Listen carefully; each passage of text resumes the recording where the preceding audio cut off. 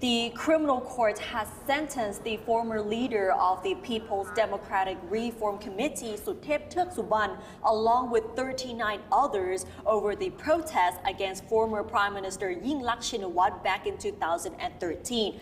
Among those include the current ministers Nattapol Theepsuwrn, Puttipong Punakan, and Thawon Seniam, who will also be removed from their posts. So as we might be able to remember, the protest against Yingluck Shinawatra was very big story at the time, and it has led to the coup d'etat in 2014.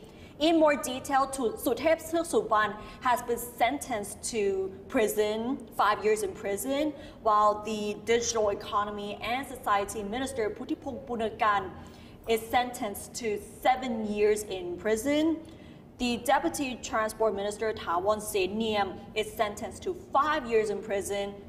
And lastly, Education Minister Nattapol Theepsuwrn is sentenced to 6 years and another 16 months in prison.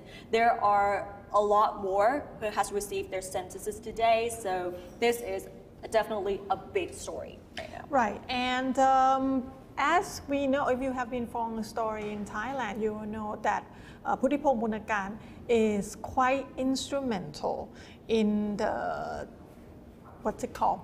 With this computer law and charging people with computer crime and all that thing, like such as Clubhouse. He would just come out and say that the same law applies if you, even though you are in a new application called Clubhouse, that kind of stuff. So it will be interesting to see how the Prime Minister will manage this. Yes. And also Nattapol Theepsuwrn, though he survived the no confidence debate, he get toppled, bring down with this verdict anyway. So it will be interesting to see. He has a lot of projects to launch this year. So it will be interesting to see who will replace him and whether all those projects will continue.